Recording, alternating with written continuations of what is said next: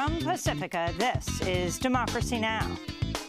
These peaceful demonstrators posed no threats whatsoever to Israel or its heavily armed soldiers. Yet, its trigger-happy soldiers used live ammunition, tear gas, and rubber bullets to shoot indiscriminately at those non-violent protesters. At least 18 Palestinians were killed and as many as 1,700 wounded Friday after Israeli forces opened fire with live bullets on a protest near Gaza's border with Israel.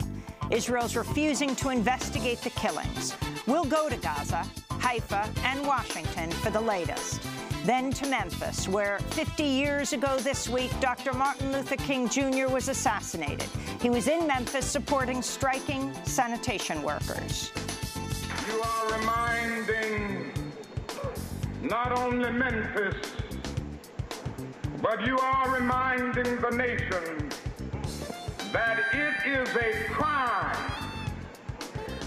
for people to live in this rich nation and receive starvation wages. We'll speak to labor leader Bill Lucey, who helped organize the 1968 Memphis sanitation workers' strike, and H.B. Crockett, one of the last surviving sanitation workers who took part in the strike. All that and more coming up. Welcome to Democracy Now!, democracynow.org, The War and Peace Report. I'm Amy Goodman. In the Gaza Strip, at least 18 Palestinians were killed, as many as 1,700 wounded Friday after Israeli forces opened fire with live bullets on a protest near Gaza's eastern border with Israel. Video posted online shows unarmed Palestinians being shot in the back as they fled from tear gas and gunfire. The deaths and injuries came as 30,000 Gaza residents gathered near the wall as part of a planned 6-week-long nonviolent protest against the blockade of Gaza and to demand the right of return for Palestinian refugees. This is Gaza resident Abed al-Qadr al-Haddad. They are hoping. They say that the old will die and the young will forget. However, no. The young are children sitting here, saying that they want to go back to their families' lands, the lands of their fathers and grandfathers. They want to go back. The young have more ambition, more than their fathers and grandfathers. Another 49 Palestinians were injured by Israeli forces during protests Saturday. Israel's actions have been condemned around the world, but Israel's rejecting calls to investigate the killings. Meanwhile, at the United Nations, the U.S. blocked a move by the UN Security Council that called for an investigation. After headlines will go to Gaza, to Haifa, and to Washington, D.C. for the latest on Israel's bloody crackdown on protests. President Trump has declared DACA dead, dimming the prospects for hundreds of thousands of young undocumented immigrants who were granted permission under the Deferred Action Against Childhood Arrivals program to live and work in the United States. In a tweet early this morning, Trump wrote, quote, "DACA is dead because the Democrats didn't care or act, and now everyone wants to get onto the DACA bandwagon. No longer works, must build wall and secure our borders with proper border legislation. Democrats want no borders, hence drugs and crime," unquote. Trump's latest tweet followed a flurry of attacks on DACA on Sunday, Easter, in which Trump also threatened to cancel NAFTA, the North American Free Trade Agreement, unless Mexico helps pay for a wall along its border with the U.S. Trump also called for Senate Republicans to end the filibuster and complained of caravans heading to the U.S. That was an apparent reference to a migrant caravan of about 1,100 people organized by the group People Without Borders, which is currently in Oaxaca and bound for the U.S. The migrants are fleeing rampant violence and economic deprivation in their home countries. Most of them are from Honduras, where the U.S.-backed President Juan Orlando Hernandez was recently inaugurated for a second term despite allegations of widespread election fraud in the November election. This is Jose Villaluna, who says he was forced to flee Honduras amidst political turmoil following the election. Politicians want to cover things up. They steal elections. It's a mess in my country. Regarding politics, it is a mess. Regarding the basic cost of living, the price of electricity is through the roof in comparison to the local currency. In Sacramento, a 61-year-old woman was struck by a police vehicle Saturday as she joined protests against the police killing of Stephon Clark, an unarmed African-American man who died after he was shot by police officers 20 times in his grandmother's backyard last month. Wanda Cleveland was treated at a local hospital for injuries to her wrist and head after she was struck by a police cruiser being driven by a sheriff's deputy. The incident was filmed by legal observer Guy Danilowitz of the National Lawyers Guild. I saw a vehicle essentially strike a protester who was looking like she was trying to get out the way, and a sheriff's deputy was stopped and accelerated forward violently, as the video shows, and struck her, and I called 911 because of the force in which she got struck. And then the patrol vehicles, after striking her, it was loud, everyone heard it, they just sped off.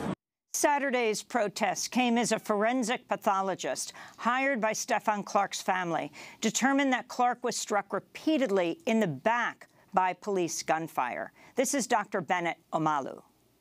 6 of the bullets, like you could see in the body diagram, exhibited gunshot wounds of entrance in the back, meaning he was shot in the back. Dr. Omalu said the evidence contradicted police claims that Clark was fired upon as he advanced towards officers. Police initially said they believed Clark had a firearm when he was shot. The department later said the officers believed at the time Clark was holding a toolbar. Clark was found to have only a cell phone on him at the time of his death. In Yemen, a huge fire tore through a warehouse belonging to the United Nations World Food Program Saturday, incinerating food, fuel, and other supplies bound for victims of a 3-year civil war. Among supplies destroyed by the fire were hundreds of thousands of mattresses meant for people made homeless by the U.S.-backed Saudi-led bombing campaign against Houthi rebels. The war has devastated Yemen's health, water, and sanitation systems, sparking a massive cholera outbreak and pushing millions of Yemenis to the brink of starvation.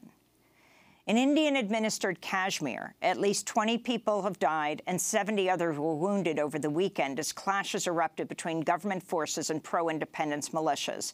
Among those reportedly killed were 3 Indian soldiers and 13 militants. Meanwhile, in Srinagar, a curfew remains in effect today after police opened fire with live rounds on thousands of demonstrators protesting for an end to Indian rule, killing 4 people and wounding dozens of others. In Costa Rica, Carlos Alvarado Quesada has claimed victory in a presidential election that was widely seen as a referendum on marriage equality. Alvarado Quesada won over 60% of the vote, beating out conservative candidate Fabricio Alvarado Munoz, who made his anti-abortion views and opposition to LGBTQ rights a centerpiece of his campaign. Alvarado Quesada promised to abide by last year's ruling by the Inter-American Court of Human Rights that member countries should respect marriage equality. China has imposed tariffs of up to 25% on $3 billion worth of U.S. food imports in retaliation for President Trump's plans to levy tariffs on Chinese products. Trump announced the U.S. tariffs last month after tweeting, quote, "Trade wars are good and easy to win." Former U.S. Veterans Affairs Secretary David Shulkin said Sunday he was fired unexpectedly by President Trump, directly contradicting claims by the White House that he resigned, which would determine who would temporarily succeed him. This is David Shulkin speaking on NBC's Meet the Press. I came to fight for our veterans, and I had no intention of giving up. There would be no reason for me to resign. I made a commitment, I took an oath, and I was here to fight for our veterans. David Shulkin has been speaking out on many networks in a move not seen by other Trump officials who've been ousted. Dr. Shulkin says he was fired over his opposition to privatizing the VA, an effort that's been led by a group called Concerned Veterans for America, which is funded by the billionaire conservative Koch brothers. President Trump has nominated White House physician Dr. Ronny Jackson to replace Shulkin, while appointing Pentagon official Robert Wilkie as acting head of the VA. But legal experts say that if Dr. Shulkin was fired, Trump's move may have violated federal law by bypassing Shulkin's deputy, who was next in line to succeed him. The Justice Department has demoted the head of its death penalty unit after the New York Times investigated reports that he promoted favoritism, gender bias, and a sexualized environment in the workplace. The Times cites interviews with more than a half-dozen current and former employees who say Kevin Canwile fostered a toxic climate rife with sexual harassment. In one alleged incident, Carwile looked on as a deputy groped an administrative assistant in view of several colleagues and later told his employees to keep it a secret. Several employees say they complained about the abuses for years without a meaningful response. In Washington, D.C., hundreds of Howard University students are occupying their campus's main administrative building for a fifth straight day today in a protest that began amidst reports that university employees misappropriated $1 million in financial aid funds in a possible case of embezzlement. The students are demanding that President Wayne Frederick and the executive committee of the Board of Trustees resign over the scandal. They're also demanding more action to prevent sexual assault on campus, the disarming of campus police, and adequate housing at the historically black university. In Oklahoma, tens of thousands of school teachers have called a strike and are set to rally at the state capitol today as they protest for higher wages and a reversal to a decade of Republican-led cuts to public education.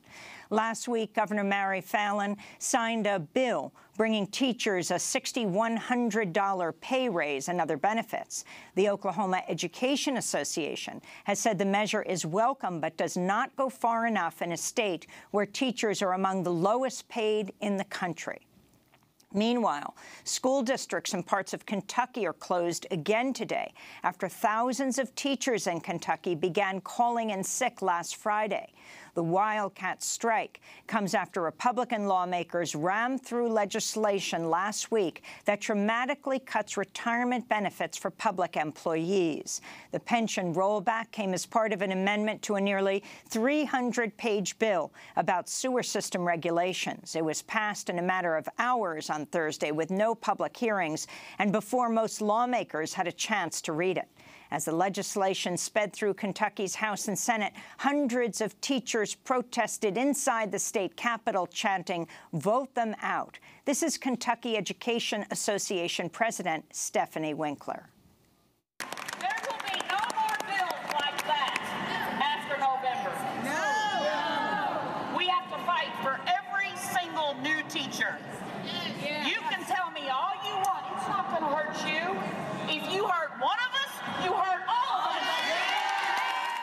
This year's wave of teacher rebellions began in West Virginia, where teachers won a 5% pay raise after an historic strike.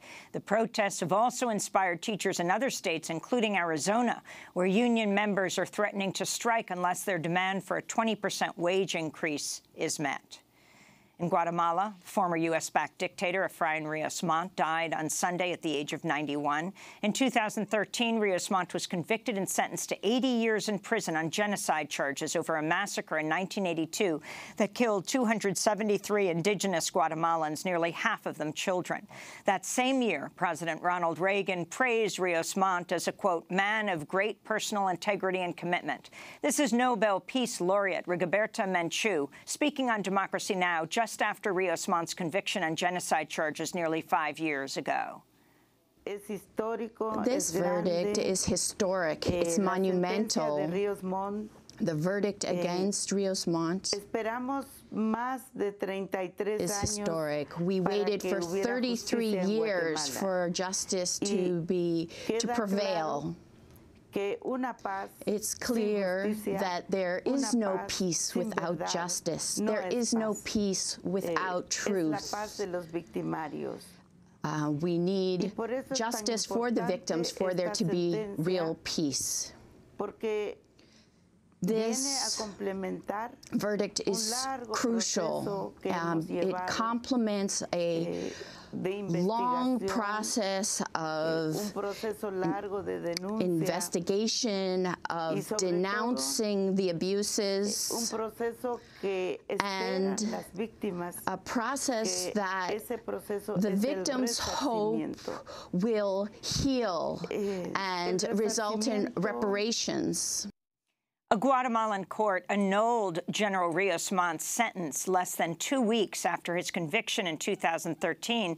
But last year, a court opened a new genocide trial for Rios Montt, along with his former intelligence chief, Mauricio Rodriguez Sanchez. That trial was still underway at the time of Rios Montt's death yesterday. Declassified U.S. government documents show that between the 60s and 80s, the CIA trained the Guatemalan military in techniques including torture, kidnapping, and forced disappearance of dissidents. The repression left some 200,000 people dead, the vast majority of them at the hands of Guatemalan government forces. And those are some of the headlines. This is Democracy Now!, democracynow.org, the War and Peace Report. I'm Amy Goodman. And I'm Juan Gonzalez. Welcome to all of our listeners and viewers around the country and around the world. We begin today's show in Gaza, where 18 Palestinians have died after Israeli forces opened fire Friday on a protest near the Gaza Strip's eastern border with Israel. As many as 1,700 Palestinians were wounded. The deaths and injuries came as 30,000 Gaza residents gathered near the wall as part of a planned 6-week-long nonviolent protest against the blockade of Gaza and to demand the right of return for Palestinian refugees. The protest began on Friday, March 30th, which is known as Land Day. The annual event marks the anniversary of the March 30th, 1976 killing of 6 Palestinians protesting the Israeli confiscation of Arab land. Video posted online shows unarmed Palestinians being shot in the back while taking part in Friday's protest.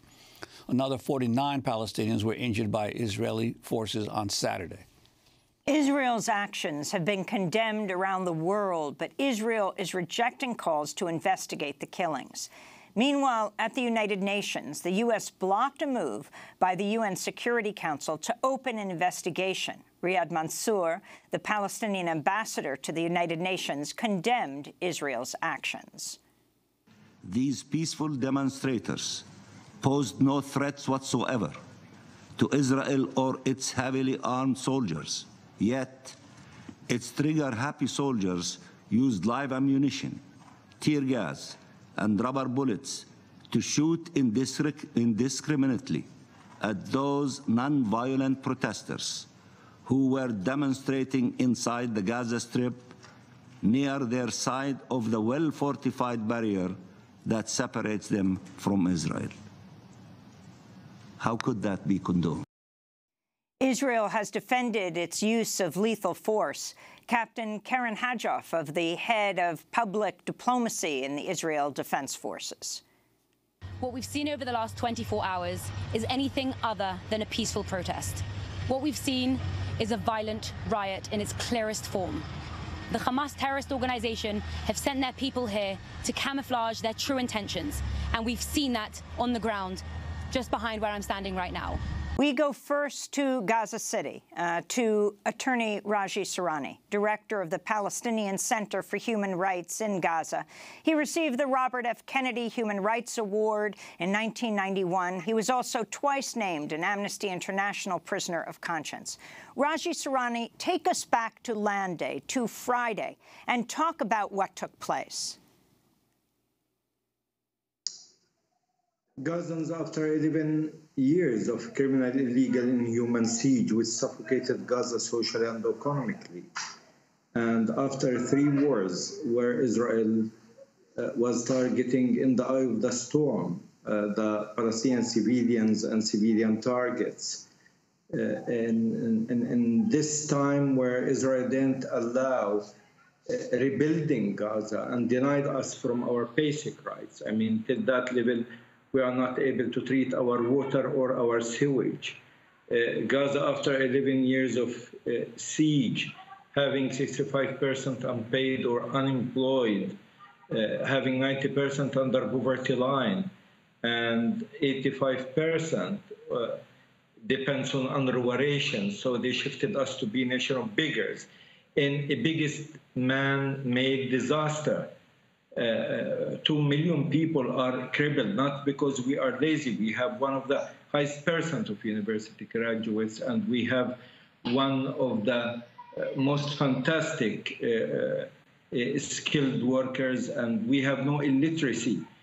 But with that, they didn't allow us to function normally, and they decided to disconnect us from the West Bank and from the outside world, and invested all reasons to make Gaza really, I mean, ISIS space, where people lose hope, no future, and no opportunity for any level or by any chance. So people wanted, after all this conspiracy of silence, after all this pain and suffering, to demonstrate for their dignity, for their right of having an end for this criminal, illegal, inhuman siege, which all international human rights organizations, all UN bodies, and all world civil society denied and denounced and condemned Israel of practicing it.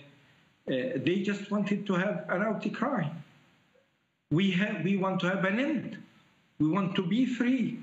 We want to have access to the outside world. We want to be normal. This is incredible what's going on, and people just decided to resort inland day to a peaceful means, peaceful demonstration, and they went in hundreds of thousands. Men, women, young, old, from early morning, everybody marched and went to specific points designated by the political parties to demonstrate that, and all political parties declared and committed themselves to have it clearly peacefully. I personally was there. I was on the border with the people from the early morning. I can assure you 100% what I have seen, what I witnessed, what I felt, what all our field workers across the Gaza Strip felt and watched and noticed, that this was 100% peaceful demonstrations. Nothing violent had happened. All people were away from the fence, tens of meters, between 50 to 100 meters at least. And the Israeli soldiers on the other side, 100 to 150. I can assure you, one harvest of this day, not a single Israeli soldier were hurt or injured or shocked. But we have almost 1,500 people injured, many of them in critical conditions. Many of those in critical conditions are children. And we have 16 killed that day. We are talking about purely civilians, people, peaceful demonstration. It was very costly, and Israel wanted to provocate people, to have the red flag for the Gazan Toro, to retaliate in violent way. But people were committed to this notion, peaceful demonstration, and they wanted to show their moral superiority on criminal, aggressive occupation who do flagrantly war crimes and crimes against humanity on the daylight. This was on the record in front of the media.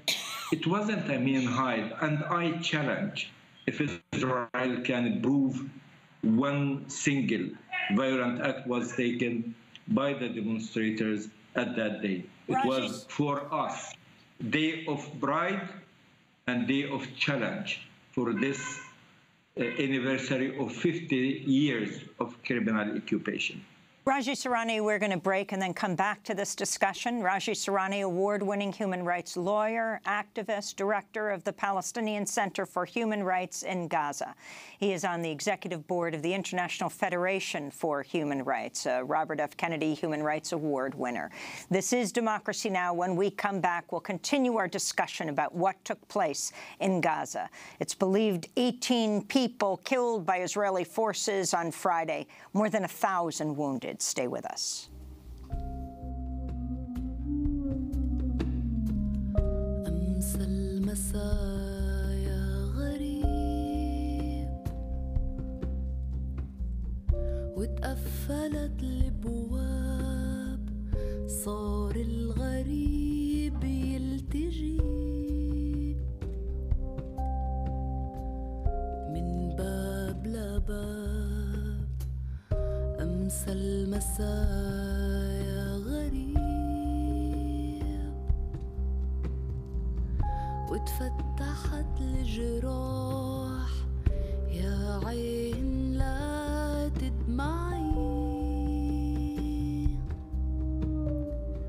علي جفاني وراح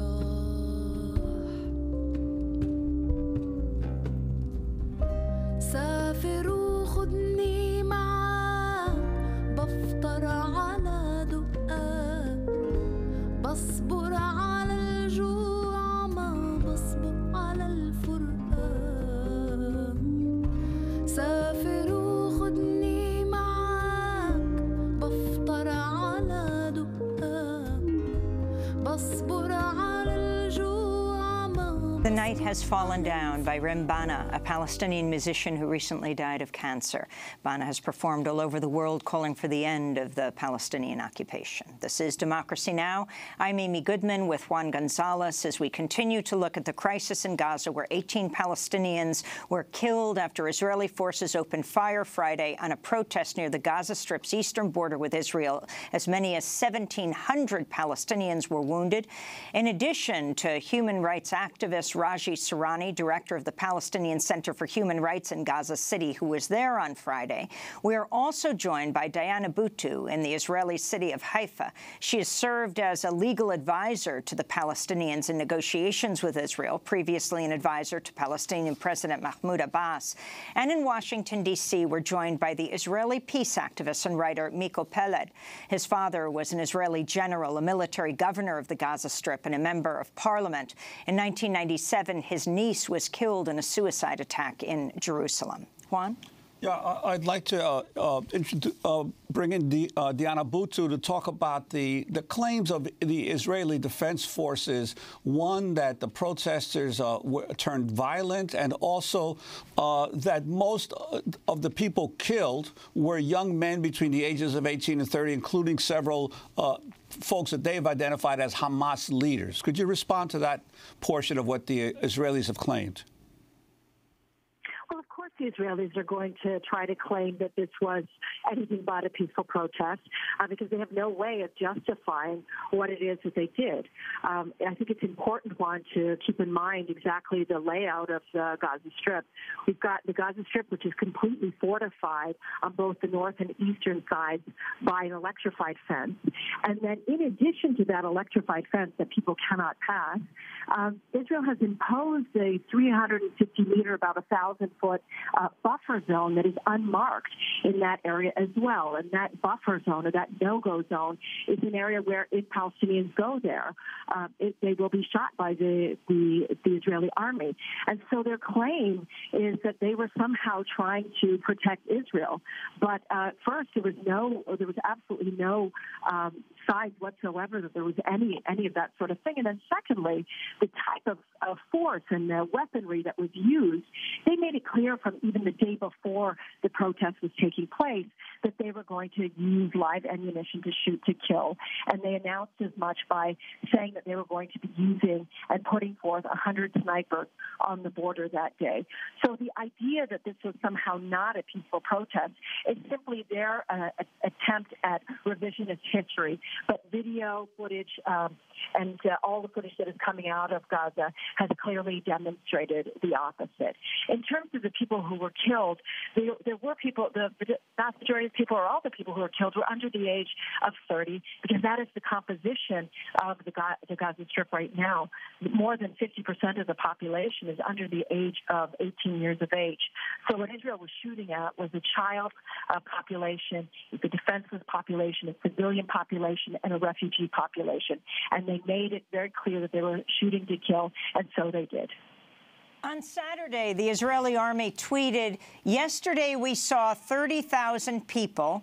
We arrived prepared and with precise reinforcements. Nothing was carried out uncontrolled. Everything was accurate and measured, and we know where every bullet landed." The tweet was later deleted. The Israeli human rights group B'Tselem said the tweet was akin to saying Israeli army takes full responsibility for the killing of all unarmed protesters and the injuring of hundreds with live ammunition. Raji Sourani in Gaza, your response to what Israel is saying and the fact that Israel is saying they will not investigate this, despite what the UN Security Council is calling for. And my experience for the last 40 years as practicing lawyer in the Israeli legal system, never ever, I mean, they hold accountable anybody, I mean, for crimes, have been committed, vice versa. I mean, even with the cases we submitted once and again, I mean, all the way long, the Israeli legal system provided full legal cover for organized systematic crimes perpetrated by the Israeli occupation army. On the other side, Israel never cooperated with any investigation committee, ever, by the UN or any other body. They only recognize their justice, and they know how to justify for themselves all these willful killings and crimes they are perpetrating against international law. We do act according to very simple formula supported by international community. There is facts, standards, conclusions. The facts we know. I mean, we are living here, and I think we have enough credibility and professionalism to say this is peaceful demonstration. And Palestinians can be peaceful. We are not terrorists. We are freedom fighters. We are romantic revolutionary. We have absolute legitimate right of be free of occupation, and the history never ever spoke about just or fair occupation. It's vice versa. The Israeli occupation showed by default, I mean, how criminal they are. Now, the demonstrations were peaceful, and the Israeli army before this Friday, in a clear-cut way, politicians, spokesperson, army spokespersons, and different army and security leaders said, we are going to use the snipers, we are going to kill any who come close to the borders, peaceful or not. And these statements are on the record. Believe me, Amy, I was there. It can be me who was shot and killed or injured. It's your lottery numbers. Snipers are hundreds of meters away, and they are shooting, picking people like animals. I mean, shooting at them for no reason whatsoever. I mean, you can see people, I mean, falling down among those peaceful demonstrators. One injured, one killed, one in the back of his head, one in his spine. And you don't know, I mean, where your lottery number can be. So Israel really committed very intentionally crime. They did willful killing. Well, this was in advance has been decided. Raji Sourani, I'd like to also bring in Miko Peled, an Israeli peace activist. Wanted to get your response to the current violence, and also if you could talk, as you have often talked about, the treatment of Palestinians who live within Israel, who are Israeli citizens, and yet they are also continue to suffer under Israeli rule. Sure, yes. I mean, look, the issue here is a threat to the Israeli legitimacy. As long as this humanitarian catastrophe continues to fester, there is a threat to the story that Israel somehow has legitimacy. And the people who have to pay the price are the Palestinians. And so when they dare to stand and they dare to challenge the claim that Israel has legitimacy, then they have to be shot. The only reason that there's such poverty in the Gaza Strip, the only reason there's such poverty in the Nakab Desert, where Palestinians have Israeli citizenship, the only reason the Palestinians who have Israeli citizenship are on the lowest level, you know, the very bottom of the economic totem pole within what is called so-called legitimate Israel, is because Israel wants them either dead or out. Because as long as they survive, as long as they are there, there's a challenge to the legitimacy of the State of Israel. If the existence of the State of Israel comes at a cost of what we see in Gaza, then there cannot be legitimacy, and this is why they're killing. So the claim that somehow there is a threat to Israel from Gaza, or a threat to Israel from any Palestinians who never had an army, who never had a tank, who never had an F-16 fighter plane, is nonsense. The threat is that people will see that Israel has no legitimacy, that the price for the establishment and the existence of the State of Israel is Palestinian suffering, is Palestinian refugees, is the ongoing killing of Palestinians, denial of their rights, denial of their right to water, and a normal life. I mean, 2 million people in Gaza live without access to clean water or medical care. The same goes for Palestinians who are citizens of Israel, who have no access to clean water and other services. So it's an insult to the intelligence, really, when they start to claim that somehow this or any of the other Palestinian protests around Palestine at any point in time were somehow a threat. And this nonsense claim that somehow Hamas was behind it and did not declare their intentions are very clear. It was a nonviolent protest. It was designed in order to remind people that Palestinians have a right to return, and they want to return to their lands and their homes, the lands from which they, in many cases, they can see from the border of the Gaza Strip.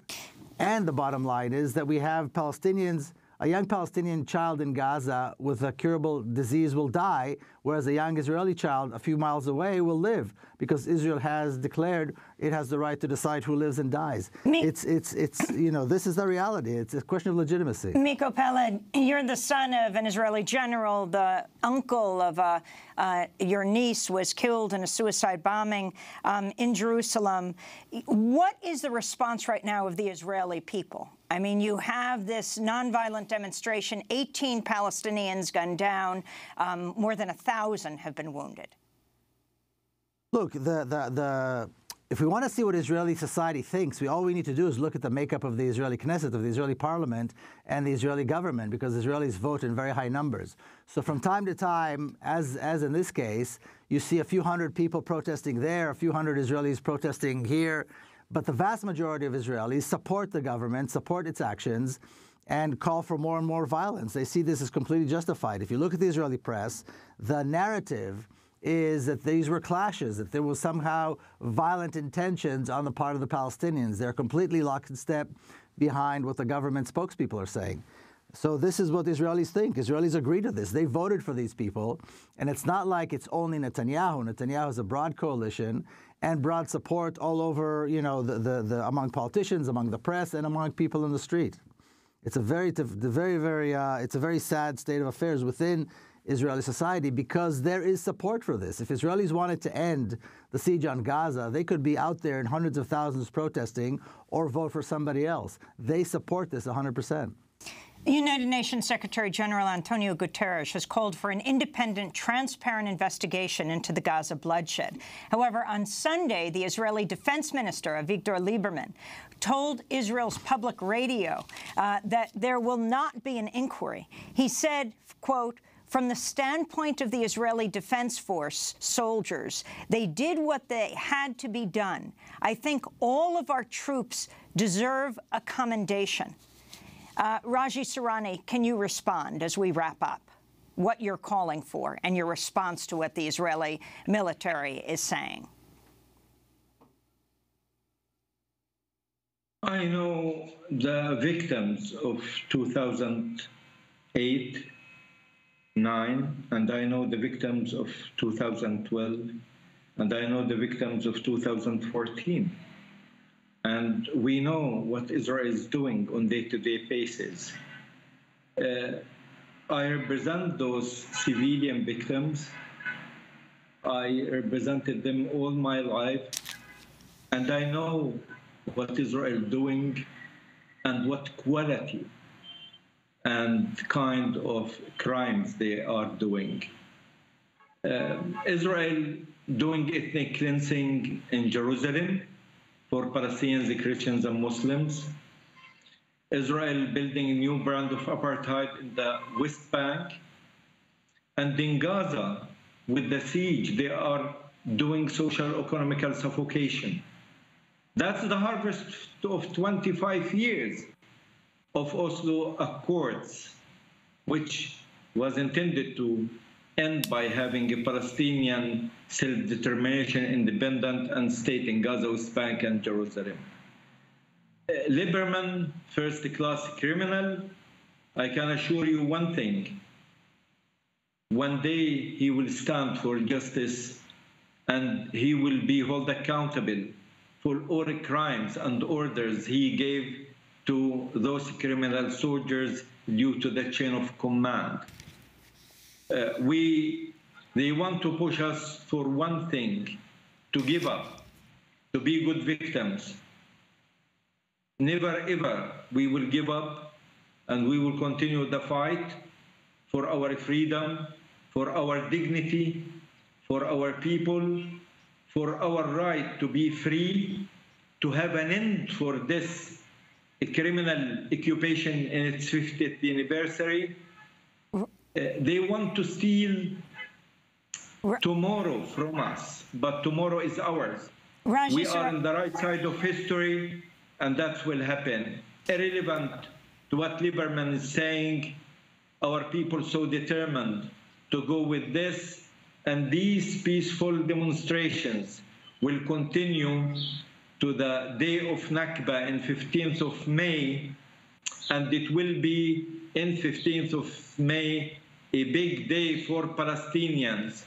In millions they will be with their friends, supporters, those who support rule of law, democracy, and the human rights, and against the rule of jungle Israel is doing. I want to thank you very much for being with us, Director of the Palestinian Center for Human Rights in Gaza. Also, Miko Pella joining us from Washington, D.C., Israeli peace activist, and Diana Buttu joining us on the phone from Haifa, Palestinian lawyer.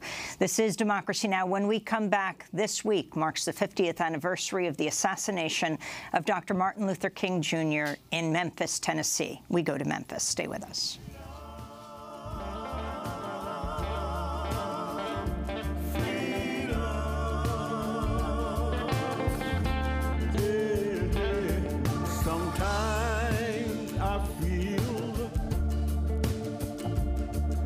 Like a motherless child. Sometimes I feel like a motherless child. Sometimes I feel like a motherless child. Alone.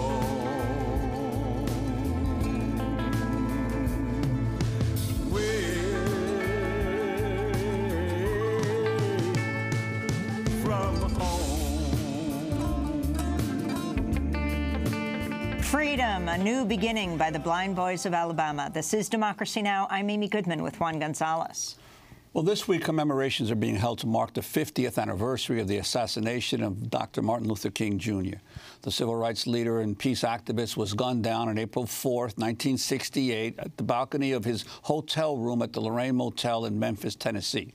He was just 39 years old. King was in Memphis to support striking sanitation workers who he saw as being on the front lines of fighting poverty and integral to his new initiative, the Poor People's Campaign. In the late 1960s, King recognized that the next phase in the quest for civil rights and equality would focus on the economic divide. You are demanding that this city will respect the dignity of labor.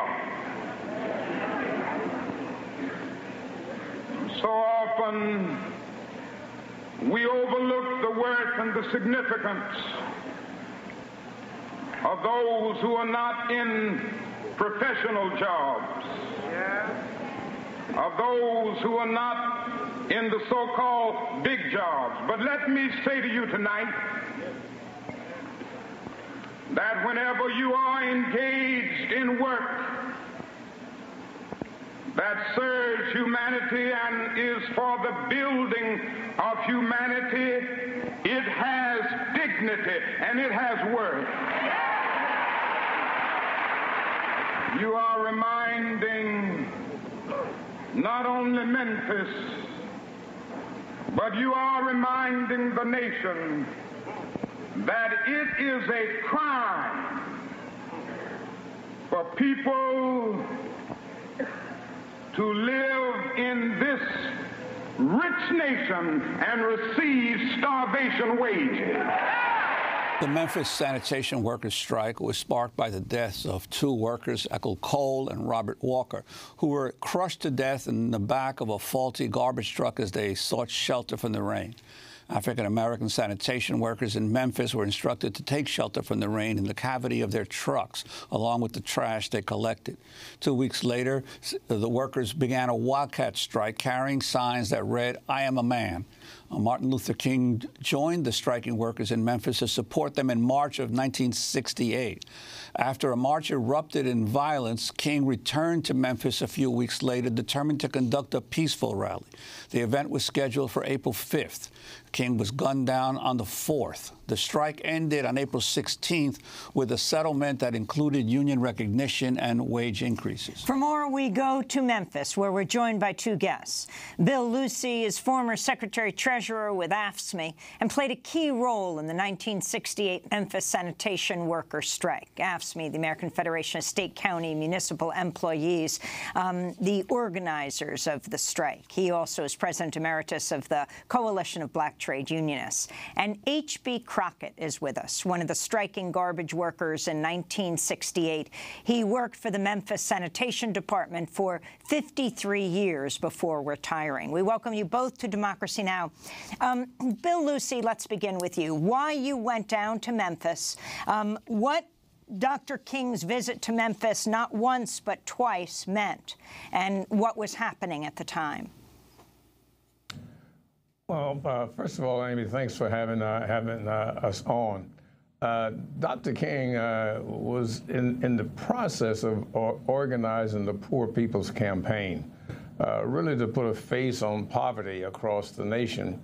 The sanitation workers were already in the process of their struggle when the struggle came to the attention of Dr. King, and he clearly understood the struggle, identified with it, and gave of his time, energy, and effort to give assistance to the men in their struggle for respect and dignity. And H.B. Crockett, could you talk about the conditions that you were facing back then and the importance of the slogan that you chose to symbolize the crux of the strike, the "I am a man" slogan? Yeah, it was really rough back then. We had to tote that stuff on our head. We had to go in the backyard and get it. Then had to drag the brush out the backyard, too. And then the supervisor on top of you at all times, looking over the fence, watching to see what you're doing. It just was really was a terrible thing. It finally got a little better after Dr. King came. After he got messed up, it got a little bit better, not that much. But as soon as it got a little raise, wasn't getting no money hardly either. I think my check went in 3 weeks was $73. Oh, $73, I believe it was. Not 73, but $73 every 3 weeks. That was no money. My rent was $35 a month.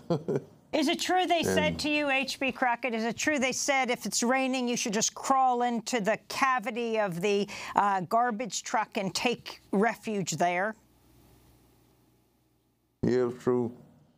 You had to get in, well, they didn't allow you to get out of the rain. I'm going to tell you that right now. He didn't allow you to get out of the rain. We was on the shed one morning, one evening or something, and the supervisor come over there and said, what y'all doing up on this shed? Y'all can't sit up on the shed in the rain. Y'all got to go to work. So we had to come out on the shed and work in the rain. That's till they got this thing settled. Then we got it settled, stopped working in the rain then a little bit. Not much, but stopped a little. It still was on you about that work this in, work there, work there. And Amy, this situation reflected the ultimate contradiction in the respect that the law provided for workers in this kind of work as opposed to workers in the private sector who had the right to bargain collectively and participate in decisions that affected their work life. To not be able to get out of foul weather. And even in this department, you had a situation where some workers would be sent home when it rained, others would remain at work. Those who stayed got a full day's pay. Those who went home got no pay. So for a low-wage worker, a loss of a day's pay was a significant event. And Bill Lucey, the importance of being able to organize the union there in Memphis, what kind of support that gave to the workers and their conditions. I'm wondering if you could also talk about the two protests. There had been one earlier that had erupted into some kind of violence, and Martin Luther King had received some criticism as a result. So when he came back the second time, the importance of his coming back, if you could talk about those two things. Well, in the march that Dr. King had called for, the date escapes me, I believe the 18th of March or something like that, clearly was the provocateurs caused the level of violence that occurred on that day. Dr. King clearly would not participate in any violent march. So he felt obligated to come back and support the men again with a march that was nonviolent. There's all kinds of stories as to what caused the violence. I think I would suggest that some folks read the 1969 Senator Frank Church subcommittee reports to get a sense of what was taking place from the opposition side. These men were simply men who wanted a process by which they could solve their day-to-day problems in the workplace and have someone who could make decisions that would affect their work life. I want to turn back to Dr. King speaking in 1968 in support of the striking sanitation workers in Memphis. And I feel that we can still have a nonviolent demonstration, and that we will have a nonviolent demonstration here in Memphis. The important thing is that we are not going to be stopped by mace or by injunctions or any other methods that the city plans to use, and I think they're making a grave mistake, because I think this will bring much more support nationally and otherwise to the movement. So that was Dr. King. He comes back for the second march. He gives that famous speech on the night of April 3rd in the rain. Hundreds of people, many sanitation workers, their families, crowded into the church to hear Dr. King speak. He wasn't even feeling well that night. H.B. Crockett, were you there? I was there. Till it was over with. Came home. I was there till it was over with, listened to his speech. He gave a great speech.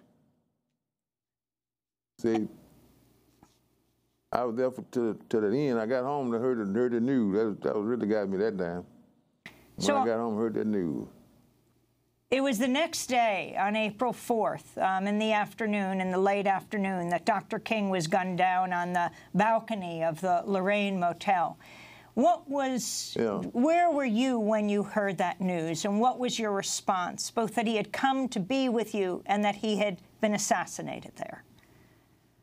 I believe I was at home when I heard it on the news. I really cut off phone, lights, and everything that night. Couldn't call out, couldn't do nothing. And Bill Lucey, your response, where you were when you heard the news, and the response of you and your union after Martin Luther King was killed?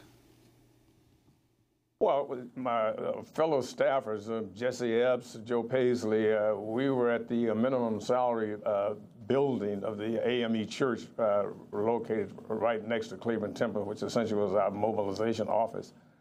We heard the news. We were maybe less than 10 minutes away from the Lorraine Motel.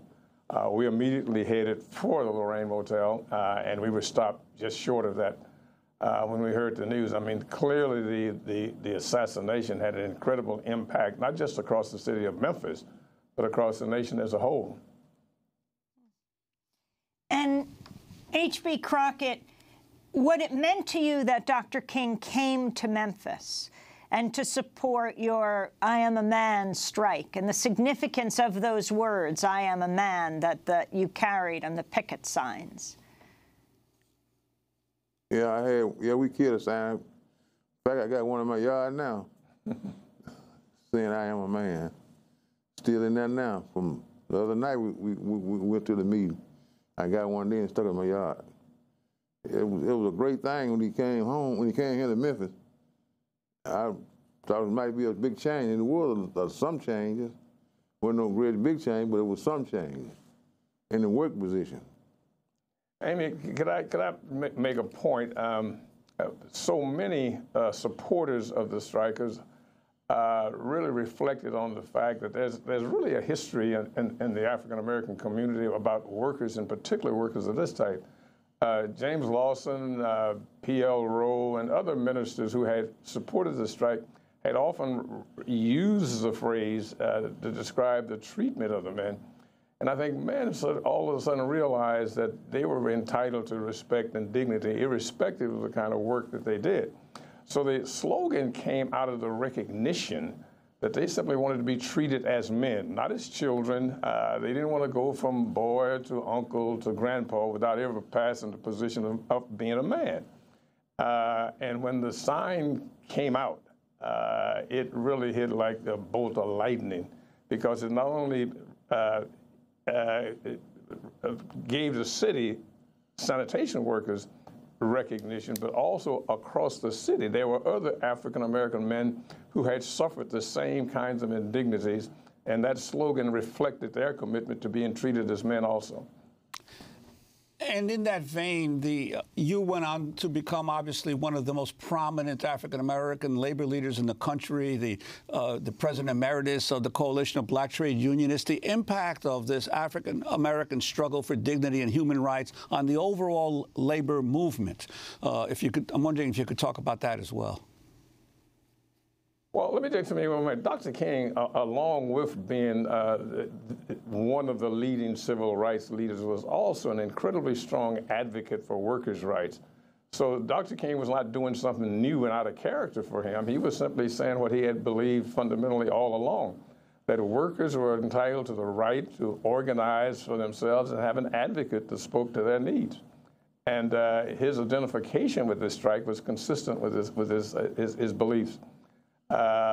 Myself and others who brought whatever assistance we could to this thing were doing what we believed also, and that is that workers have a right to have a voice in the decisions that affect their work life, which in turn affects their social condition.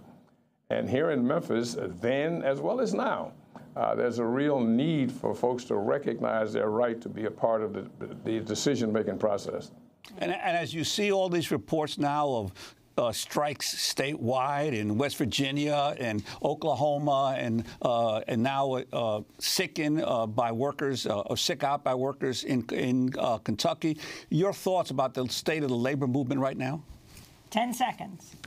Well, the labor movement is obviously under assault in every respect, but what is really unique and unusual now that people are beginning to recognize that they are entitled to live with some degree of dignity and respect. We have teachers in West Virginia and across the country. Bill Lucy, we're going to have to leave it there, but we'll do part 2 of our discussion posted online at democracynow.org. Bill Lucy and H.B. Crockett. I'm Amy Goodman with Juan Gonzalez.